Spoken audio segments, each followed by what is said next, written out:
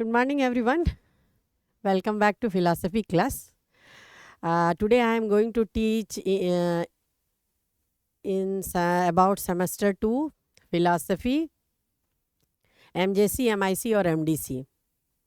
मैं सीधे और साधे शब्दों में सेमेस्टर 2 के मेजर, माइनर और multi disciplinary philosophy CBCS course के अंतर्गत साइंटिफिक मेथड पर परिचर्चा करूंगी.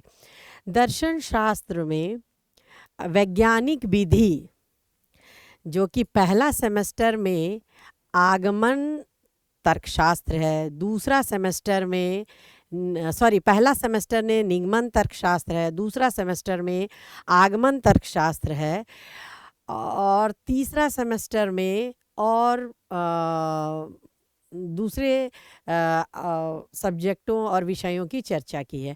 तो हम MJC या सेमेस्टर 2 में साइंटिफिक मेथड पर परिचर्चा करेंगे. सेमेस्टर 2 में जो आगमन तर्कशास्त्र पढ़ते हैं उसमें मूल जो चर्चा की गई है उसे, जैसे निगमन में हमने बहुत व्यापक सोचा, उसको रिड्यूस करते करते करते करते छोटे और एक विशेष निष्कर्ष निकालने का प्रयास किया.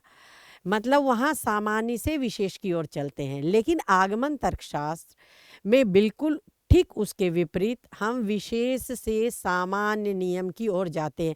यानी कि हम पर्टिकुलर से यूनिवर्सल की ओर जाते हैं और इसमें हमारा मुख्य उद्देश्य रहता है एक जनरल कॉन्सेप्ट की स्थापना करना. तो यहाँ जो हम चर्चा करेंगे ये आगमन तर्कशास्त्र के अंतर्गत वैज्ञानिक विधि की चर्चा करेंगे. यानी आगमन तर्कशास्त्र में किस प्रकार वैज्ञानिक पद्धति को प्रयोग कर एक निष्कर्ष को निकाला जाता है. तो यहाँ पर सबसे पहले यहाँ पर हम सामान्य तथ्यों के आधार पर, मतलब विशेष तथ्यों के आधार पर एक सामान्य विशेषताओं के द्वारा एक सामान्य नियम की स्थापना करते हैं. जैसे राम मरता है, श्याम मरता है, हरि मरती है, सुधा मरता है. लास्ट में हमने ये निष्कर्ष निकाला कि सभी मनुष्य मरणशील है. यानी हमने विशेष के निरीक्षण के आधार पर सामान्य नियम की स्थापना की है. यद्यपि इसमें ये जो वैज्ञानिक विधि होती है आगमन की, ये जो साइंटिफिक की वैज्ञानिक विधि होती है, इसमें जब हम आगमन तर्कशास्त्र में, आगमन का मतलब है आगे की ओर बढ़ना, लगातार बृहत की ओर बढ़ना, इसको आगमन तर्कशास्त्र बोलते हैं. इसमें कई सोपान होते हैं, उसके बाद हम एक निश्चित निष्कर्ष पर पहुंचते हैं. पहला होता है ऑब्जर्वेशन, जिसको हम लोग निरीक्षण कहते हैं. ऑब्जर्वेशन में हम चीज़ों को ऑब्जर्व करते हैं, उसके बाद हम निष्कर्ष की ओर पहुंचते हैं. यानी आगमन विधि का पहला सोपान होता है ऑब्जर्व करना. यह हमें जान लेना चाहिए, जिस तथ्यों की हम व्याख्या करने जाते हैं उसको पूर्व से हम मान लेते हैं, उसके बाद हम उसकी व्याख्या करने का प्रयास करते हैं. अर्थात हम घटना के की परिभाषा करते हैं और ये निर्धारण करने का प्रयास करते हैं कि जो घटना घटी है उसका क्या कारण हो सकता है. निरीक्षण के आधार पर, यानी निरीक्षण के आधार पर सामग्री जो प्राप्त होता है, हम यह जानने का प्रयास करते हैं कि किस प्रकार, किस परिस्थिति में कोई घटना घटी. किसी जटिल तथ्यों को उनके अवयवों में विभाजित करते हैं. उसके बाद हम उन तथ्यों को एक निश्चित प्रक्रिया के तहत एक एक करके कलेक्ट करते हैं. उसके बाद उसका सही से परीक्षण, जांच करते हैं और निष्कर्ष पर पहुंचते हैं. हमें यह भी ध्यान रखना करता है तथ्यों को पहले विभाजित करना, फिर सरलता से जटिलता की ओर जाना, तथ्यों को सही से परीक्षण करना, फिर तथ्यों को कलेक्ट करना, उसके बाद एक सामान्य निष्कर्ष की स्थापना करना. ये हम आगमन विधि में करते हैं. अब हमने कहा है कि वैज्ञानिक विधि, वैज्ञानिक आगमन, यहाँ पर हमने चर्चा किया है वैज्ञानिक आगमन। ये जो साइंटिफिक मेथड की मैंने चर्चा की वैज्ञानिक विधि में, ये आगमन की वैज्ञानिक विधि है। इसमें वैज्ञानिक आगमन वह आगमन है जिसमें प्राकृतिक समरूपता नियम और कार्य कारण नियम के आधार पर एक विशेष से सामान्य की ओर जाकर एक सामान्य नियम की स्थापना करते हैं और जिस और एक निष्कर्ष पर पहुंचते हैं। इसको हम वैज्ञानिक आगमन कहते हैं। यहाँ पर हम प्राकृतिक समरूपता नियम और कार्यकारण नियम दोनों का सहयोग लेते हैं। प्राकृतिक समरूपता नियम के अंतर्गत हम यह जानने का प्रयास करते हैं कि प्रकृति सामान्य परिस्थिति में सामान्य व्यवहार करती है। जैसे सुबह में रोज़ सूर्योदय होता है तो प्रतिदिन वैसा ही होता है, और अच्छा से बादल हो जाए और वातावरण का एयर प्रेशर लो और हाई दोनों मिलके क्लैश करे तो वर्षा होती है। ये हमेशा ऐसा होता है। तो यहाँ पे कहना है कि प्राकृतिक सामान्य परिस्थिति में सामान्य नियम सामान्य व्यवहार करती है, इसको प्राकृतिक समरूपता नियम कहते हैं। दूसरा है कि कार्य कारण नियम। हर एक घटना का कोई ना कोई कारण होता है और प्रत्येक कारण से कार्य उत्पन्न होता है। तो ये दोनों आधार है वैज्ञानिक आगमन का। इसी के आधार पर हम एक निश्चित निष्कर्ष पर पहुँचते हैं, विशेष से सामान्य की ओर जाते हैं। यहाँ पर यह निरीक्षण पर आधारित होती है जिसमें हम विशेष से सामान्य की ओर जाते हैं। इसको हम जब विशेष से सामान्य की ओर चलते हैं तो इसको आगमनात्मक कूदान भी कहा जाता है।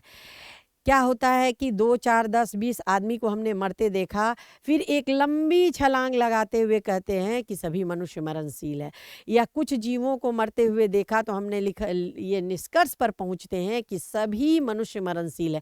यानी हम एक आगमनात्मक छलांग लगाकर एक निश्चित निष्कर्ष पर पहुंचने का प्रयास करते हैं। इसको वैज्ञानिक आगमन कहते हैं और इसे आगमनात्मक कूदान भी कहा जाता है। जैसे कि मैंने बताया है कि इसमें कार्य कारण नियम और प्राकृतिक समरूपता नियम दोनों ही महत्वपूर्ण भूमिका निभाती है। अब हम देखेंगे कि वैज्ञानिक आगमन में क्या क्या विशेषता है। सबसे पहले वैज्ञानिक आगमन से हम किसी वाक्य की स्थापना करते हैं। 2 प्रत्ययों के योग को हम वाक्य कहते हैं जिसमें सब्जेक्ट और प्रेडिकेट होता है। जैसे मनुष्य मरणशील है तो मनुष्य और मरणशीलता ये 2 प्रत्यय का हम योग बनाते हैं और उसे हम वाक्य कहते हैं। इन दोनों प्रत्ययों के योग बनाकर हम एक वाक्य की स्थापना करते हैं जिसमें एक उद्देश्य है और दूसरा विधेय है। मनुष्य उद्देश्य है और मरणशीलता विधेय है। तो ये दोनों को जोड़कर हम वाक्य की स्थापना करते हैं। इन दोनों प्रत्ययों के बीच आगमनात्मक अनुमान का संबंध होता है और इसको हम स्थापित करके हम सबसे पहले आगमन वाक्य की स्थापना करने का प्रयास करते हैं। यानी आगमन वाक्य की स्थापना में उद्देश्य और विधेय दोनों रहते हैं। जैसे विद्यार्थी मेहनती है तो विद्यार्थी को मेहनती को दोनों को हमने 2 प्रत्ययों को जोड़कर एक वाक्य की स्थापना करने का प्रयास किया है। हम देखते हैं कि कक्षा में उपस्थित जितने बच्चे हैं, राम पढ़ता है, श्याम पढ़ता है, मेहनत करता है सब, तो हम लास्ट में ये निष्कर्ष पर पहुंचते हैं कि विद्यार्थी मेहनती है। तो यहाँ हम पहले वाक्य की स्थापना करते हैं। दूसरा स्टेप है इसमें वैज्ञानिक आगमन सामान्य वाक्य की स्थापना की जाती है। सबसे पहले हम एक वाक्य की स्थापना करते हैं, उसके बाद एक सामान्य वाक्य की स्थापना करते हैं। अब सामान्य वाक्य की स्थापना कैसे होगी? यहाँ सामान्य का तात्पर्य होता है यूनिवर्सल। जैसे कि हम अभी मैंने बताया कि घोड़ा पशु है, गाय पशु है, ये एक विशेष वाक्य है। फिर क्या कहते हैं, बिल्ली पशु है। तो हमने ये किया कि जितने भी पशु हैं उसमें 4 पैर और अमुक-अमुक क्वालिटी आता है। तो उसके बाद हम ये निष्कर्ष पर पहुँचाने का प्रयास करते हैं कि अ, पशु हैं। एक मतलब उसमें पशुता का गुण है, इसीलिए जितने घोड़े हैं वो सब पशु हैं, जितने गाय हैं सब पशु हैं। अब हम एक सामान्य वाक्य की स्थापना करने का प्रयास करते हैं, तो घोड़ा मरता है, गधा मरता है, जानवर मतलब हाथी मरता है, तो हम एक निष्कर्ष, एक सामान्य वाक्य की स्थापना करते हैं कि जितने भी पशु हैं सब मरणशील हैं। मतलब पशु मरणशील है। पशुता और मरणशीलता, ये दोनों गुणों को हमने कंबाइंड किया और एक स्थापना करने का प्रयास किया कि पशु मरणशील है। पशुता और मरणशीलता दोनों को हमने एक कैटेगरी में रखा और स्थापित करने का प्रयास किया। उसी प्रकार ये एक पूर्णव्यापी वाक्य होता है कि सभी पशु मरणशील है। यहाँ पर आगमन का संबंध अंशव्यापी न होकर पूर्णव्यापी होता है।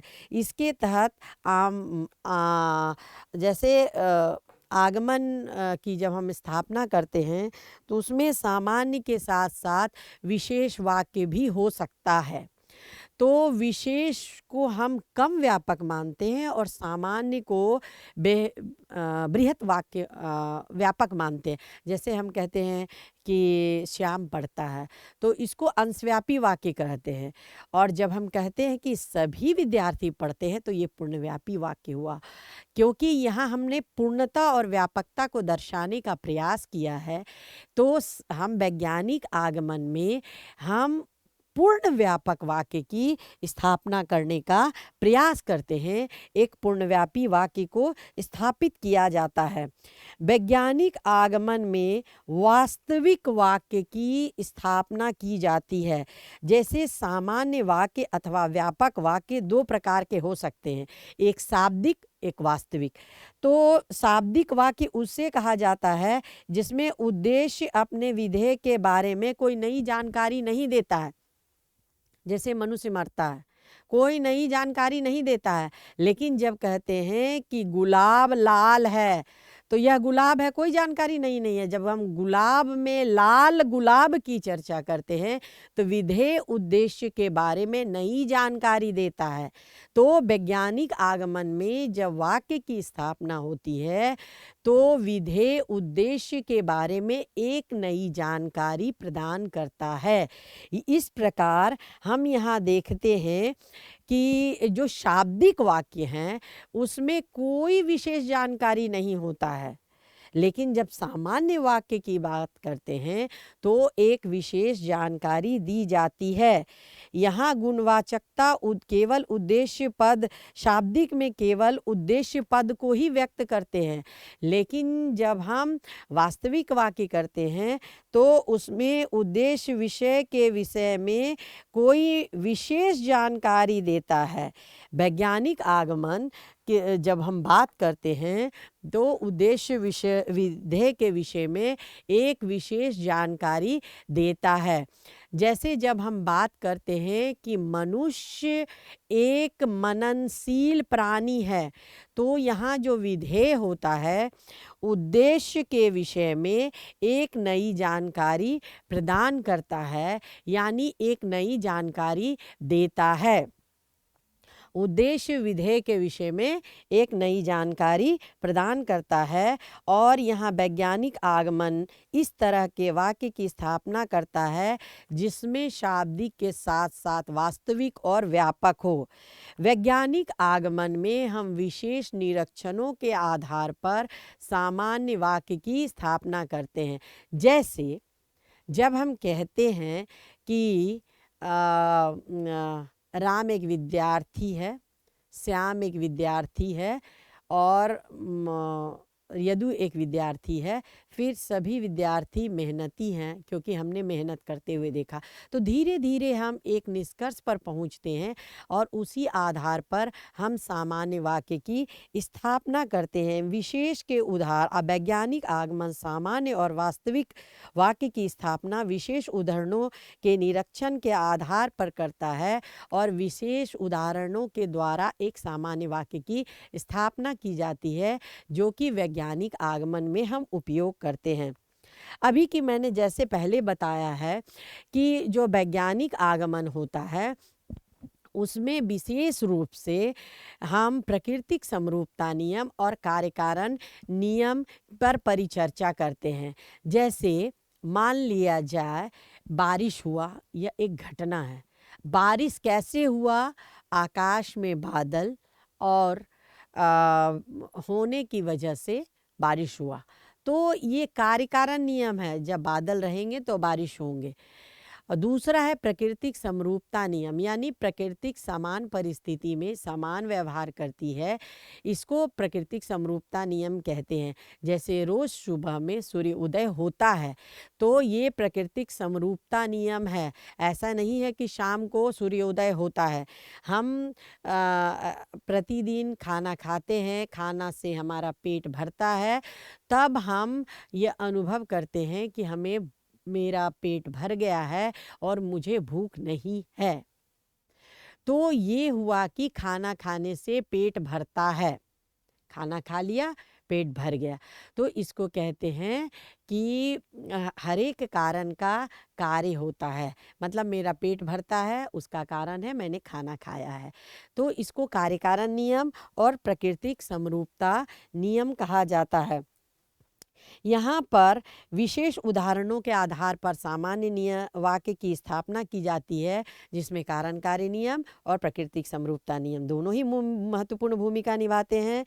मनुष्य और मननशीलता में कार्यकारण का संबंध है। सामान्य वाक्य की स्थापना इसी के बल पर की जाती है। वैज्ञानिक आगमन में मैंने जैसे कहा है कि जो घटनाएं आज प्रकृति में घटी है, भविष्य में भी वही घटना घटती है। जैसे कि आज सभी मनुष्य मर रहे हैं, मरते हैं, हर एक मनुष्य मर रहा है, तो सभी मनुष्य मरणशील है। तो कल भी ऐसा ही होगा। एक समय आता है, उम्र आता है, मनुष्य मरता है या कोई बीमारी के कारण मर जाता है, तो सभी जीव मरते हैं। ये एक आगमनात्मक कुदान का हम जोखिम लेकर वैज्ञानिक आगमन वाक्य की स्थापना हम करते हैं। इसी के आधार पर वैज्ञानिक आगमन की स्थापना होती है। इसमें क्या होता है, और एक अगला तथ्य है, इसमें नई तथ्य की स्थापना की जाती है। वैज्ञानिक आगमन में ज्ञात से अज्ञात की ओर जाते हैं। मान लिया जाए हम जानते हैं कि राम मर रहा है, फिर दूसरा हम जान रहे हैं श्याम मर रहा है, तीसरा हम जान रहे हैं हरि मार रहा है। तो ज्ञात तो हम कुछ कुछ आदमी को देख रहे हैं मर रहा है मर रहा है मर रहा है, लास्ट में हमने पीछे पता किया अरे उस सब आदमी मर रहा है। फिर तभी हम एक आधार पर अज्ञात का अनुमान लगा लेते हैं कि फ्यूचर में 100 आदमी मरेगा, क्योंकि आज भी मर रहा है और कल भी मरेगा। ये हम जोखिम लेकर के एक निश्चित वाक्य की स्थापना करते हैं, एक सामान्य वाक्य की स्थापना करते हैं। यहाँ पर वैज्ञानिक आगमन में ज्ञात से आधार पर अज्ञात की ओर जाते हैं, जिसमें कुछ से सामान्य की स्थापना की जाती है। वे नए तथ्य भी हो सकते हैं, नहीं भी हो सकते हैं। वैज्ञानिक तर्कशास्त्री दृष्टिकोण से सभी मनुष्य मरणशील है एक सामान्य वाक्य है। मनुष्य पद में गुणवाचकता नहीं है, लेकिन विधेय जो होता है उद्देश्य पद के विषय में कुछ नई बात नहीं कह रहा है। सब मनुष्य मर रहा है, लेकिन हम आगमनात्मक अनुमान के आधार पर हम मरणशीलता का जो एक प्रेडिक्शन करते हैं, ये वैज्ञानिक आगमन होता है। ये हम सामान्य नियम की स्थापना करना ही वैज्ञानिक आगमन है। तो यहाँ हमने देखा कि किस प्रकार वैज्ञानिक आगमन में प्राकृतिक समरूपता नियम और कार्यकारण नियम महत्वपूर्ण भूमिका निभाती है। इसमें मुख्य क्या है, सबसे पहले हम इसको ऑब्जर्व करते हैं और निरीक्षण मतलब प्रयोग एक्सपेरिमेंट और ऑब्जर्वेशन दोनों करते हैं। सबसे पहले इसमें सामान्य वाक्य की स्थापना करते हैं, दूसरा है विशेष उदाहरण, पहले सामान्य वाक्य की स्थापना करते हैं, फिर है नए तथ्य लाते हैं, फिर है सामान्य वाक्य की स्थापना करते हैं, फिर है कि हम तथ्यों का निरीक्षण करते हैं, फिर यहाँ वास्तविक वाक्य की स्थापना की जाती है, विशेष उदाहरणों का निरीक्षण किया जाता है, प्राकृतिक समरूपता नियम और कार्यकारण नियम की मदद ली जाती है और नए तथ्य की स्थापना की जाती है। इस प्रकार वैज्ञानिक आगमन हमारे तर्कशास्त्र में एक विशेष से सामान्य की ओर जाने की प्रक्रिया है, जिसके ये सभी सोपान हैं। तो आज के क्लास में हमने सेमेस्टर 2 के वैज्ञानिक आगमन पर चर्चा की है। अब अगले कक्षा में मैं इसके आगे के विषय पर परिचर्चा करूँगी। तब तक के लिए धन्यवाद।